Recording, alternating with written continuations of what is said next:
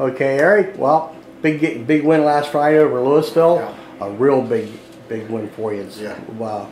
What would you think, and what did the players think after the game, after they pitched that shutout against Louisville? You know, the thing that's cool about our team is you know, and we talked about it as coaches. We didn't do anything that we didn't expect. Yeah, you know, we knew that our quarterback was banged up. You know, we didn't want to put Zayd in a position where he had to run the ball a lot and get banged up even more. So to me, it was key that we could score points. Tyler was banged up, so our starting quarterback and starting tailback were banged up, and other kids stepped in. You know, Jake Peterson did a great job running the ball.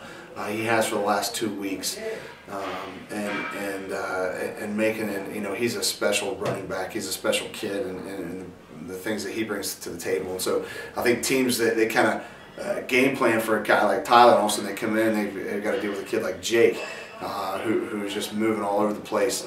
But it was nice the fact that those kids, that we got to get Zayd and Tyler out, you know, pretty much without any additional contact than what was needed. And we even got to put Stormone in and a quarterback at the end and kind of finish the game. But the biggest thing to me was, like what I already said, is the fact that once we got the score up, we trusted the defense, and we continued to run the ball. I mean, I think the game was over at 8:57 is what someone told me.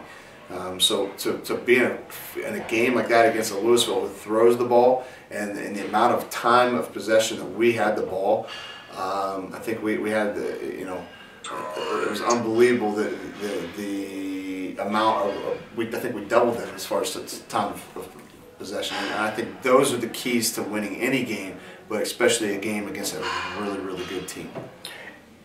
All the running backs you put back there, even if they had 1 or 2 carries, contributed. Austin Miller had a big run. Yeah. Caleb Moyer had a big run. I was a runner or a pass, but it was like it was all big plays and key plays when you needed them. They all came through when you needed them to. Yeah, and you know, that's the sign of a really good team.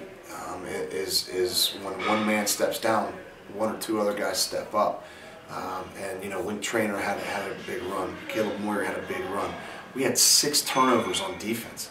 We forced 3 picks, and we caused three fumbles. And I mean, they were all ones. If you watch the film, there were things that our kids did to cause those things to happen. It wasn't like it was a bad play on them and they put the ball on the ground.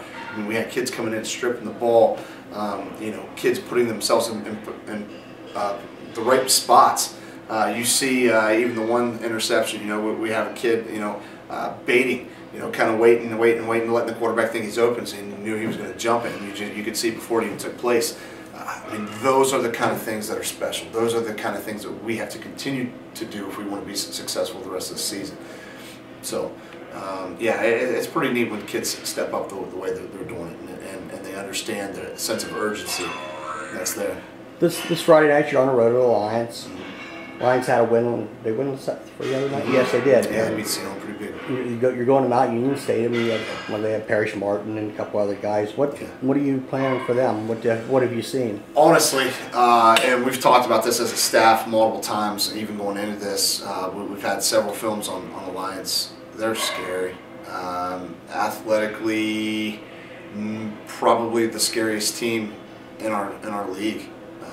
Hands down, as far as athleticism is concerned. I mean, they have athletes all over the field, and they're a team that is even scarier the later you get them in the season, because they start to find their identity. Right now, defensively, they're competing. I mean, honestly, they should have beat Louisville. They were in the position to beat Louisville 2 weeks ago.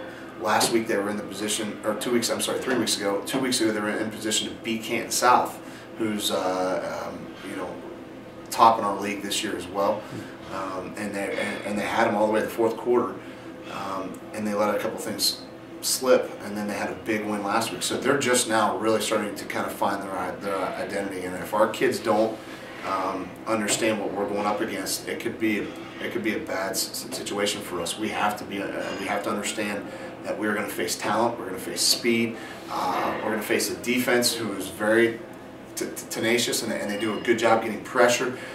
They bring 4, 5, 6 guys, and you never know, they're constantly moving in and out and coming from all different places. Offensively, they have 2 receivers that, I mean, they're probably top in our league, and they have a running back that's, to me, just as scary as DeMonte Thomas whenever he hits the edge, and a quarterback that's very accurate. So, you know, the bottom line is this is, once again, it's another really good team, and I believe with all my heart they think they can come in, or that they can get one on us. So our job and what we're teaching, what we're telling our kids is we've got to be disciplined. We have to go in there, do our job. We can't get caught up in all the extracurricular things that sometimes go on with these kind of games. No, we do our job, we stay disciplined, and then we worry about the scoreboard at the end. If we do our job, I think we're going to be fine. But they play on turf. Do you think that'll make any difference? You know, not really. Do you prepare the kids any differently? Not at all. Not at all. The only thing we talk about is the way you cut compared to grass and turf is a little bit different. Obviously, the reason why turf makes some athletes more agile, they gain some speed, is they can cut so much faster and so much quicker.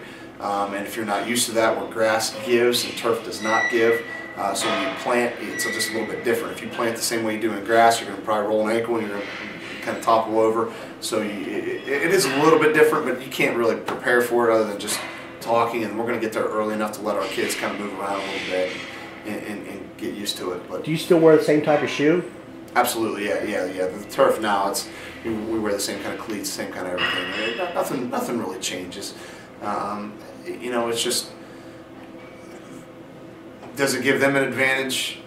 Maybe a little bit, because I think as far as team speed goes, they have a lot more team speed.